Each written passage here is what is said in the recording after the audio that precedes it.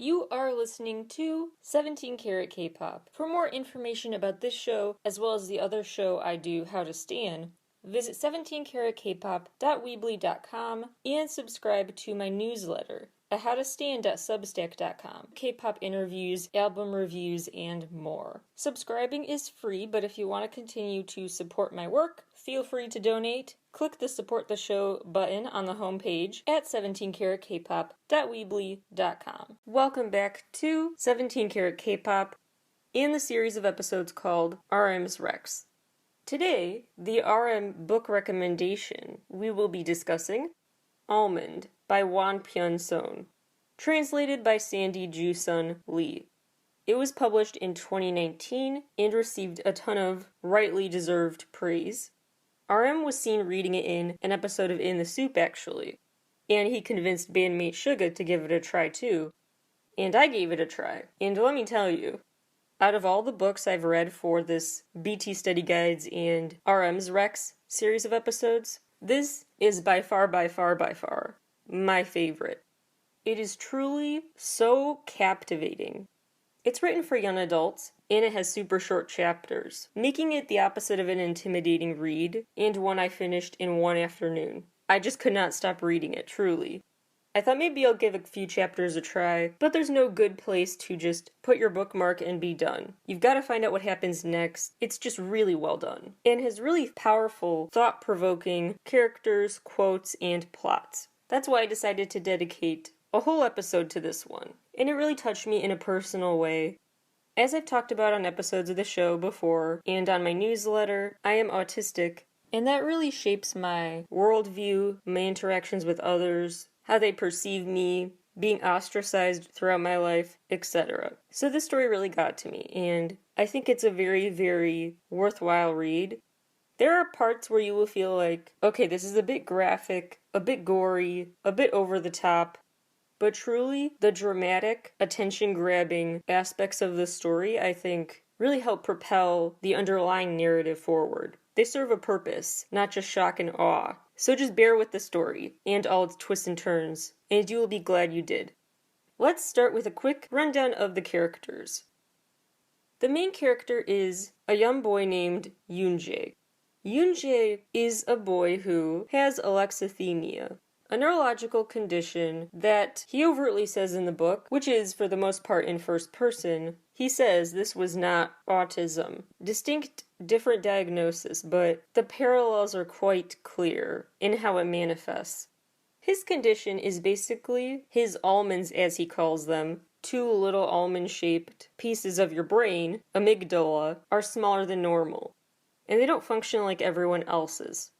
So he has a hard time registering emotions. So with autism, I know how I'm feeling, I just don't know how to express it properly, or how to express it at all. In his case, he doesn't know what those feelings are and how to identify them in the first place. Kind of a simplistic way to distinguish them, but that's the big clarification to keep in mind here. But a lot of behavioral parallels, because people around him view him as very weird. He never shows emotion, he never smiles, never laughs or cries, he's just blank-faced, no matter what. He feels and has the intuition to understand when he feels very physically rooted feelings, like being hot or cold, hungry or thirsty. But as for things like happiness and sadness, he doesn't really get how to define those and characterize them. He needs to be consciously taught, and this is what his mom and grandma spend their lives training him to do and practicing with him. He needs help identifying the connections between certain behaviors and those feelings. So like for me, I might get more intuitively, someone is smiling, that must be linked to happiness. Now, it could be smirking, but that's a whole other side debate. But just at its most basic level, I kind of get what those expressions, body movements, and behaviors are trying to express. This character cannot connect those dots, so he sees smiling and he doesn't know what that means. He has to consciously learn that's associated with happiness. So he's quite the outsider. He's being raised by his mom and grandma, who run this used bookstore out of their house. They lived together because his single mom needed help. So actually, after not talking to her grandma for 7 years, They reconnected because she just needed the help raising him. And so he's always been nicknamed their adorable monster. They insist he needs to take that as a compliment. And he gets the usual phrases directed at him all the time that I'm used to as well, oh, you're the special one, you're different, unique, whatever words they want to use to explain why you're abnormal. Granny and Yoonjae's mom have a really interesting relationship because they're very combative. Most of the time they are really at each other's throats. There's so many lingering bad feelings because Granny always wanted her daughter to become well-educated and a famous author. She did become well-educated, but not a famous author. It's phrased interestingly in the book, too, as almost a more cowardly thing to do. That she felt too intimidated and insecure to put her own stories into the world, so she made a career selling other people's stories. And her grandma's very often disappointed in her. But they also help each other and make each other laugh a lot, so it's an interesting snarky back and forth they have. Right above their bookstore is a bakery, run by Dr. Shim. Dr. Shim starts looking out for Yoonjae financially and emotionally and otherwise, kind of a de facto caretaker, after one of the tragic climaxes of the story involving a stabbing of his mom and grandma. We'll get back to that in a second. He really bonded with Yoonjae's mom over shared trauma, because much like her lover left, he is also partnerless now because he's racked with guilt because his wife had a heart attack and died, and he's a doctor and couldn't save her. She loved the smell of baked goods, so he basically opened a bakery in her honor and never picked up a scalpel again. Yoon Lee-soo, aka Gon. He's an ultimate bully. He bounced around homes a lot, was in juvie for a while, beats people up, curses a lot, does not know how to healthily channel his anger, and he feels always abandoned by being in group homes, in juvie, etc. He feels like everyone gave up on him, and takes that anger out on other people. And he does bully Yoonjae. So why does Yoonjae become friends with him? We'll get to that. But part of the interest is Gon clearly wants to be like Yoonjae. He wants to feel less, because he feels everything right now, and doesn't know how to process it. Anger, fear, betrayal, shame. And he constantly comments, I wish I could be like you. How are you so stoic and unfeeling? I want to be tough like that. Yoonjae constantly pushes back, well, that doesn't make me tougher than you. That's not true toughness. But of course he's never convinced of that. Professor Yoon is a business professor and Gon's, although he refuses to refer to him as father. He is also living with a ton of guilt, wondering where he went wrong with his son. What made his son that monster? Note the word monster again here. His son gets into so much trouble that he often pays off schools and businesses. He has to settle with them to avoid prosecution over his son's behavior. There are these two gang leader characters, Steel Wire and Steamed Bun. Steamed Bun is kind of like a liaison. Steel Wire is like the cream of the crop. Super intimidating. He's like the gang leader's gang leader. He went to the same juvie center as Gon, and he actually committed crimes so heinous they don't even elaborate on that in the book. Just he did unspeakably bad stuff. Lastly, Dora.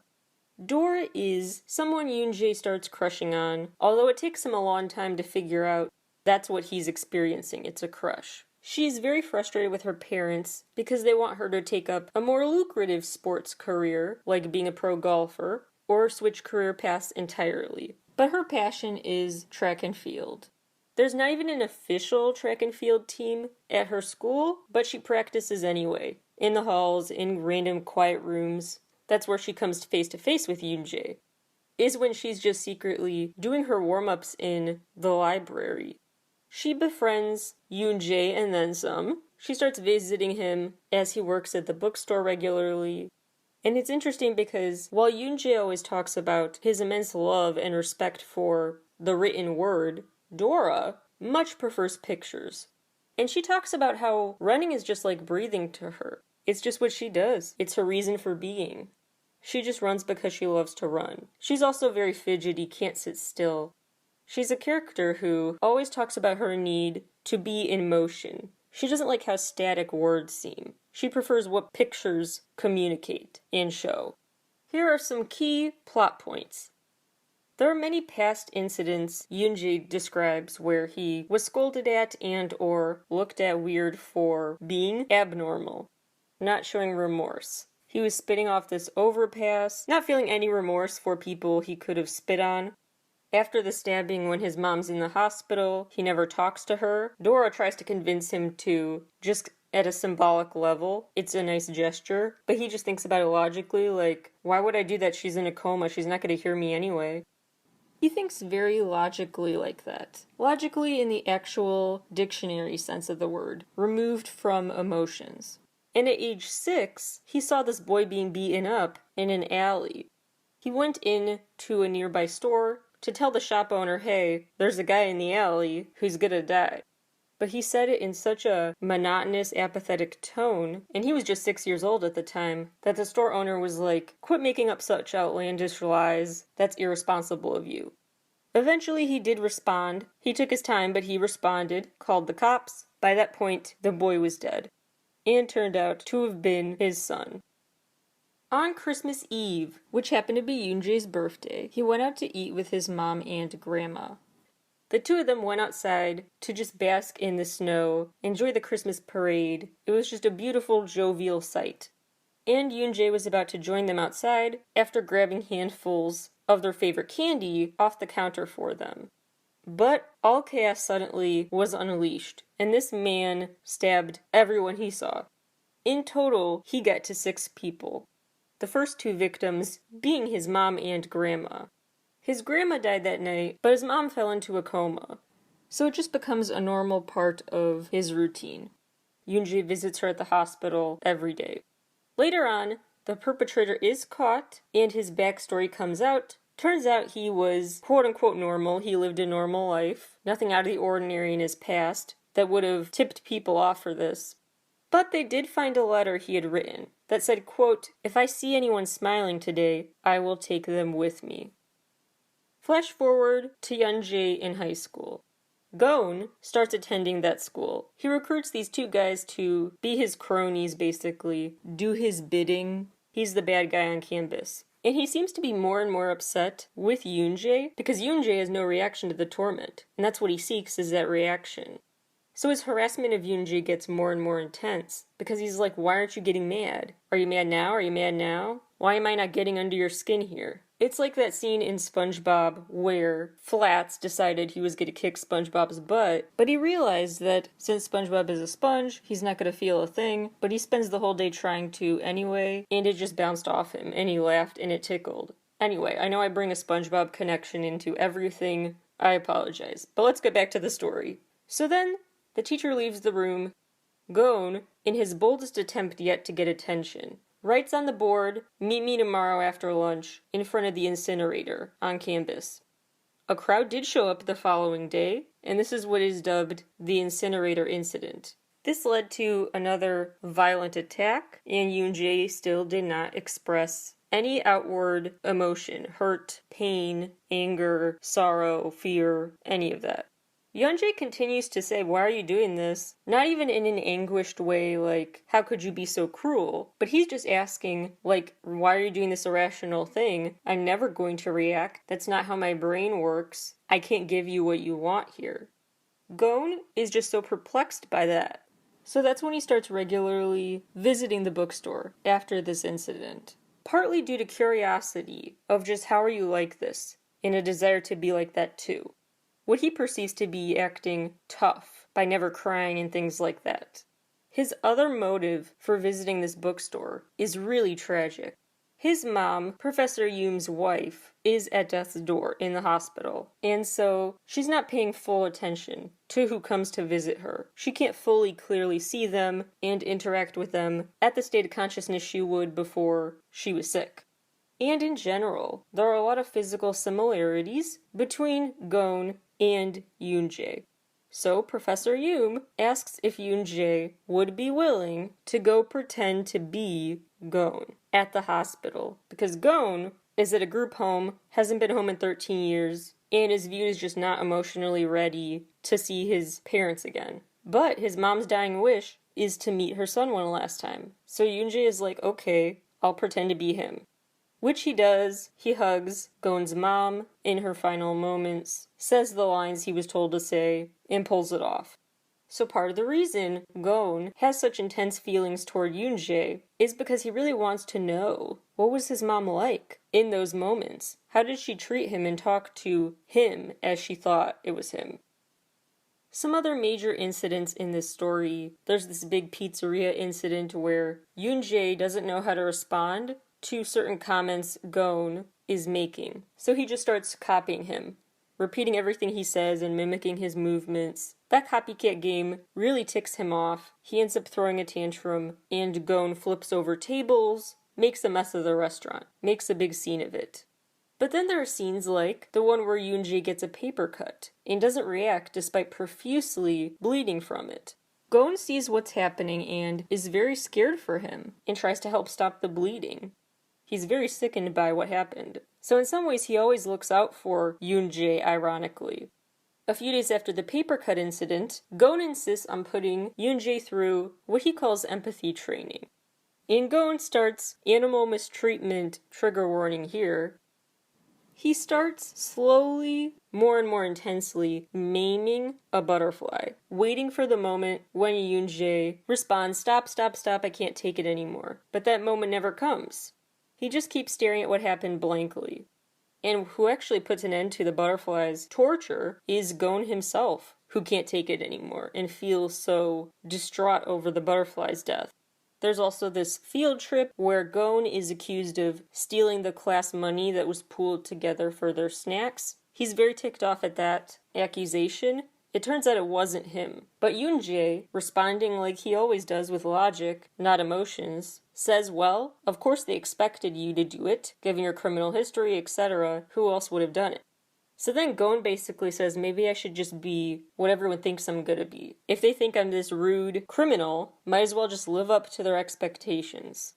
It's also worth noting that when the true culprit of the money is found, not a single classmate shows any remorse for blaming Gon initially. Then there's this very complex relationship among Dr. Shim, Gon, and Yoonjae.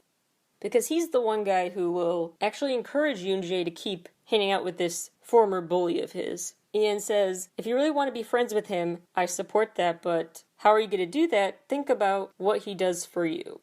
And so Yoonjae thinks, well, he comes to visit me all the time. So he decides to visit Gon at Gon's expensive penthouse, where he meets his housekeeper. So it adds this interesting class divide that causes these feuds, hard feelings among peers, a new layer to these character dynamics introduced through that. We learn he comes from money. The last part of the story follows Gon going into hiding. He just loses it after another outburst at school and runs away. So Yoonjae has to go to Steamed Bun to ask for his whereabouts. He does eventually find him in this dark, messy room, looking smaller than ever, beaten up, and ashamed. Steel Wire is there. Long story short, Part 4 is super dark, violent, and eventually Steel Wire stabs Yoonjae. That is when Gon holds Yoonjae and just sobs, begging him not to die and leave him. And Yoonjae just mutters, without even really thinking about it, he blurts, please go apologize, to that butterfly, to any living being you ever hurt. And Gon responds that he certainly will, it's his karma, he's gotta do this now. This experience was not only a total life-changing one for Gon, but for Yoonjae, because after he comes to, after losing consciousness, everything feels different to him. He describes this out-of-body experience where his soul leaves his body, sees a star-shaped cutout on the top of Gon's head for the first time, and just starts laughing it up, thinks it's so funny. Remember, he never laughed before. He has a flood of other emotions, and he feels like, wow, I'm a different person now. I can finally feel. I get feelings more now. Some notable things that happen at the very end. Dora changes schools, so they're not really still a couple. She ends up going to a school that does have a track and field team on which she thrives. While Yoonjae is still recovering from being stabbed in the hospital, a surprise guest is there to visit him. It's his mom, who throughout the book, people thought, or at least I did, that she was at death's door, was never gonna wake up. But it's a miracle! And she's back up wide awake from her coma, and the two embrace each other, laughing while crying, and he tells her everything. It's a really emotional part of the book. The story ends with this quote: "I do not know how this story will unfold. As I said, neither you, nor I, nor anyone can ever know whether a story is happy or tragic. It may be impossible to categorize a story so neatly in the first place. Life takes on various flavors as it flows. I've decided to confront it. Confronting whatever life throws at me, as I always have. And however much I can feel, nothing more, nothing less." Unquote. There is a lot to unpack here. And I think I will invoke some content from Damien as well, the book we talked about in episode 1 of BT Study Guides. I see some interesting accidental parallels there. The first main topic I really want to reflect on is how Yoon-jae tries to articulate the unique way he experiences life and finds it easier to relate to others than they assume because he just doesn't have the words to prove that. He's more quote-unquote normal than you think. Normal is more of a social construct that has no meaning than people think. What is normal? He talks about some of the reasons he wants to fit in, just in a practical way. Not in an emotional way, but he says it feels like he hasn't watched the same movie as everybody else has. So if he does learn to watch that movie, at least he'll have another conversation topic with them. Really interesting excerpt from chapter 10. Quote, "By the time I was in 4th grade, I had managed to blend in, making Mom's dream come true. Most of the time, it was enough to stay silent. I had discovered that if I kept quiet when I was expected to get angry, it made me look patient. And if I kept silent when I was supposed to laugh, it made me look more serious. And if I kept silent when I was expected to cry, it made me look strong. Silence was definitely golden. I still habitually said, 'Thank you' and 'I'm sorry.' They were the magic words that helped me get through tricky situations.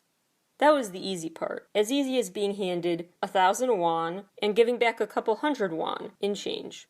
The hard part was when I had to hand someone 1,000 won first. It was like paying first when there was nothing I wanted to buy and when I had no idea what anything cost. It was as overwhelming as trying to make big waves on a serene lake. I definitely relate to that feeling of, look, I can deal with social interactions. I've kind of learned what is and is not appropriate to say in response. But to actually initiate, it is like being asked to pay when the other person knows the prices and you have no idea, let alone knowing what to tip them. He also talks about wanting to, at times, show quote-unquote normal emotions to connect with people like Dora more. He describes this small ember in him. Quote, "I wanted to read between the lines. I wanted to be someone who truly understood the meaning of an author's words. I wanted to know more people, to be able to engage in deep conversations, and to learn what it was to be human. At that moment, Dora came into the bookstore. I didn't say hi. I wanted to tell her about my small ember before it went out." Unquote. Two interesting related quotes. He says how he interprets the butterfly incident was that Gon blinked and lost the staring contest. That he just didn't know how to close his eyes in the first place. Gon couldn't keep his eyes open. Yoon-jae just didn't know how to close them in the first place. And that metaphor to me just shows how Yoon-jae actually is more insightful about and acutely aware of society and how the world works than maybe some people who are wrapped up so tightly in their emotional responses. In other words, his sense of thinking purely rationally is not always a bad thing. Like he sees facades for what they are, for shows, for just how humans behave, for just following social norms. He sees that stuff for the arbitrary stuff it is. And I do too, frankly. There are a lot of times where people get emotional over a situation, and I just don't think of it that way. Graduation ceremonies, for example. People view them as so important, but I just think of it as, so you walk up to a podium, you get a piece of paper, you shake a hand, and you wave at people. That's not emotional to me.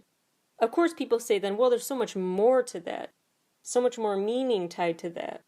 And that's what I'm saying. That's why you need to exist in this world and be deemed normal. A mix of rational thinking and emotional meaning attached to, at the end of the day, arbitrary stuff. There's nothing wrong, but there's just something different about the way people like me and Yoonjae analyze situations. And sometimes that helps. Sometimes I'm like, I'm glad I don't sob over missing graduation due to COVID, for example. I'm glad I'm not emotionally attached to those types of pomp and circumstance ceremonies. It helps me see them just as what they are and then move on with my life. And Yoonjae sees the butterfly incident and similar ones for what they are. He doesn't take them personally. He doesn't internalize them because he sees them as part of Gon's project to prove his strength and toughness. But he sees through that. Quote, "We couldn't possibly resemble each other. I was too numb, and Gon didn't admit he was vulnerable. He just pretended to be strong. People said there was no way to understand Gon. I didn't agree with them. It's just that nobody ever tried to see through him." He also always calls Gon the easiest person to understand in the world. All the people around him are like, what a weirdo, can't get into his head. But Yoonjae's like, I can. He's pretty transparent. Everything he's doing is in pursuit of a sense of toughness to mask his true, easy for him to spot, vulnerability. The story also touches on the very frustrating limitations of language. I think about this all the time, and I actually wrote about it in my Life as an Autistic and Citizen essay on my Substack. I get so frustrated when I'm supposed to learn to express myself like quote-unquote normal people, because I'm like, well, how do I do that? Words don't seem powerful enough to me. Words are just one flat dimension of describing what it feels like to feel. They're so limiting to me. We talked about this a lot throughout the BT Study Guide series too. It gets frustrating, because happiness is just a word at the end of the day. It doesn't mean anything. Sadness doesn't mean anything. Fear doesn't mean anything. We gave them definitions as humans, but without us to activate those meanings, they mean nothing. As Yoonjae says, quote, "The letters Granny and Mom had pasted on the walls were meaningless decorations now that there was no one to teach me what they meant," unquote. And when Yoonjae tries to explain why, he thinks, yeah, Gon is actually a really good guy. He says, quote, "But if someone asked me to talk about him in more detail, I'd only be able to say that he beat me and hurt me, and he ripped apart a butterfly, he set his face against the teachers, and threw things at my classmates. That's how language is. It is as hard as proving that Lisu and Gon are the same person." One more quote about this. "To be honest, I couldn't have cared less. Whether I was normal or not made little to no difference. To me, it was as subtle as the differences in the nuances of words." Another thing to note about what I see as the limitations of language, Yoonjae is confused because his mom tries to simplify things for him. Actually, that's kind of what people have tried to do for me throughout my life, is say, oh, if a person does that, that means this. If a person does this, that means that.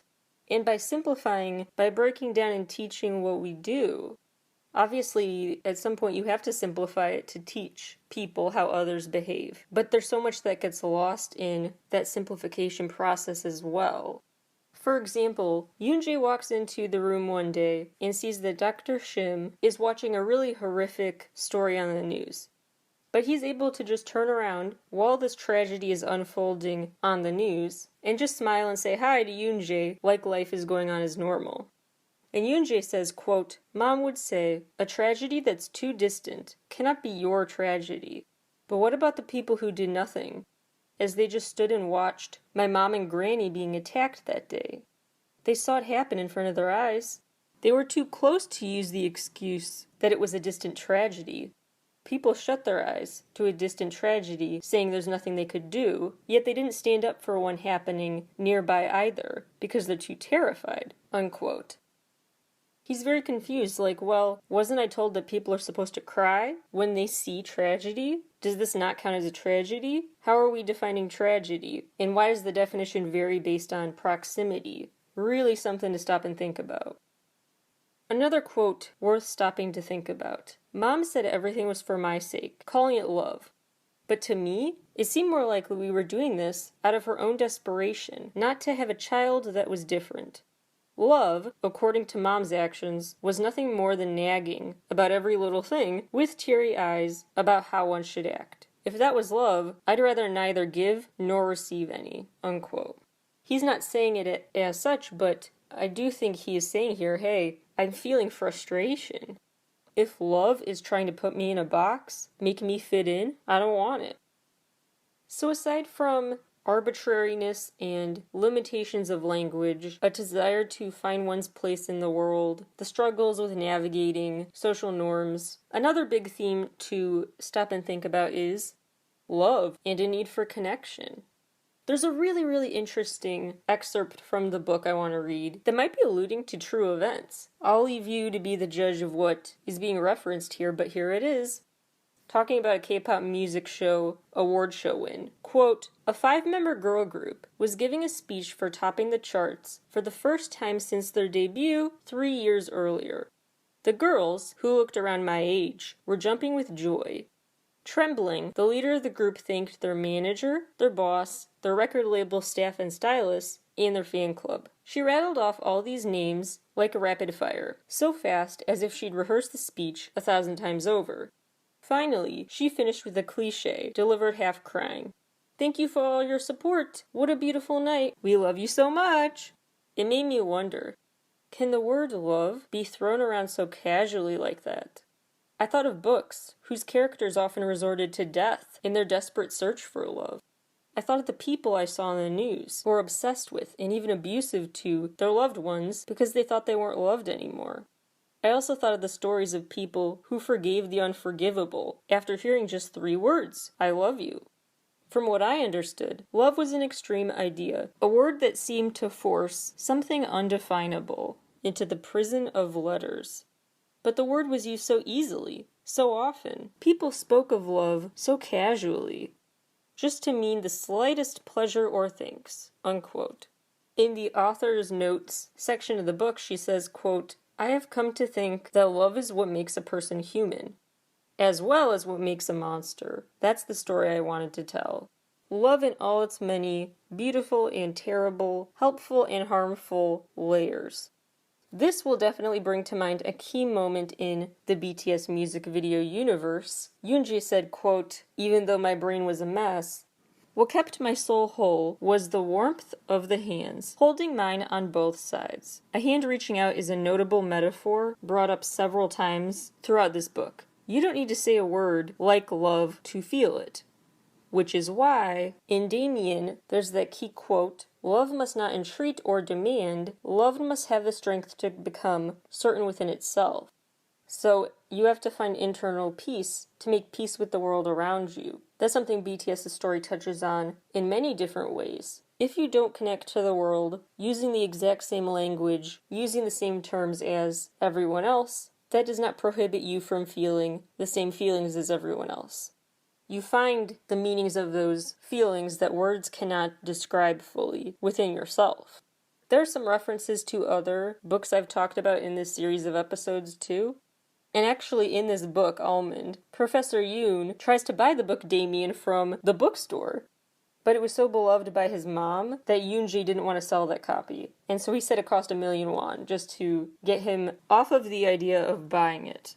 There are other plot parallels I see, probably unintentional, but still interesting nonetheless. The main character entering a half state of consciousness toward the end of the story, followed by a moment of clarity, going to visit someone you befriended but they're suddenly missing. A character like Dora in Damien is Beatrice, who Sinclair grows to love. She becomes this personification of finding your true desires in life. There's the class divides conflict. There are references to Abraxas, referring to the mixing of good and bad in the world, and how all these situations are not just black and white and clearly defined. Some more overt BTS story parallels I see. Unintentional, this book actually came out after these BTS music videos, but still really interesting.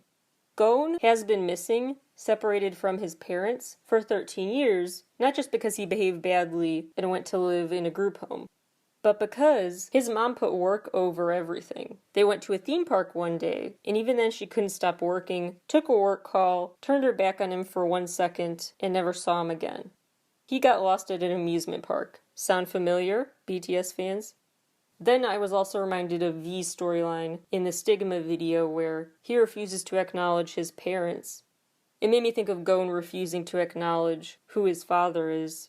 In the reflection monologue, they include a reference to stretching your hands out to someone, as well as describing a timeless, ageless face, which, long story short, plays a role in the kinds of deep conversations Gon and Yoonjae, in their own unique way, have with each other about the nature of time. There's the Abraxas references in BTS's work too, and then there's the text on the screen in BTS's video for Awake.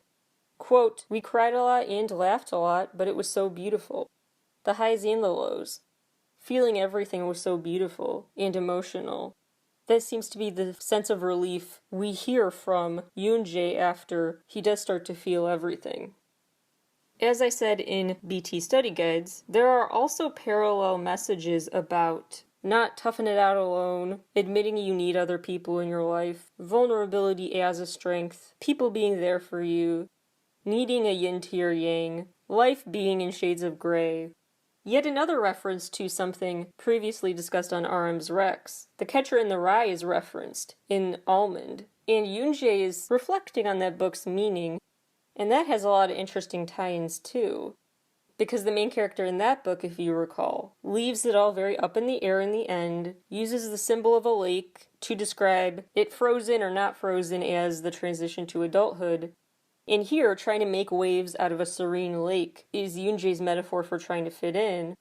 The Catcher in the Rye also features the amusement park scene, struggling to cope with the loss of a loved one, total misunderstandings of social situations, totally misinterpreting, like that poem about the catcher itself, the fact that Holden condemns all these traits in other people, that he actually seems to be also criticizing in himself, the fact that his sister Phoebe seems to see right through him and know him better than he knows himself. There's a similar dynamic between Yoonjae and Gon.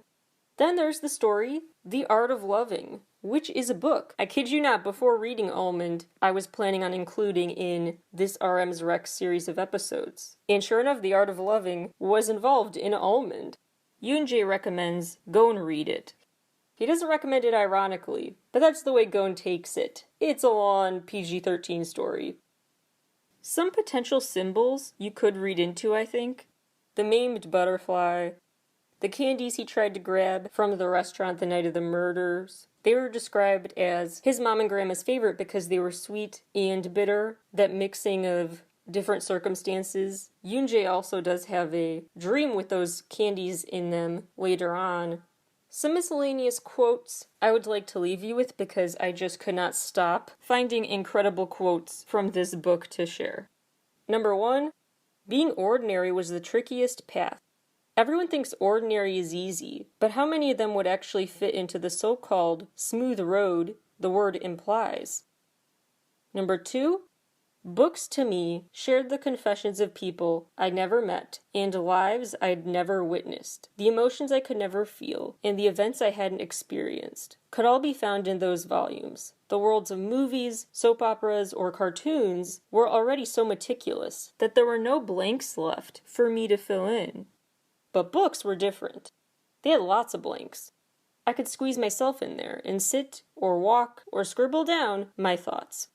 It didn't matter if I had no idea what the words meant.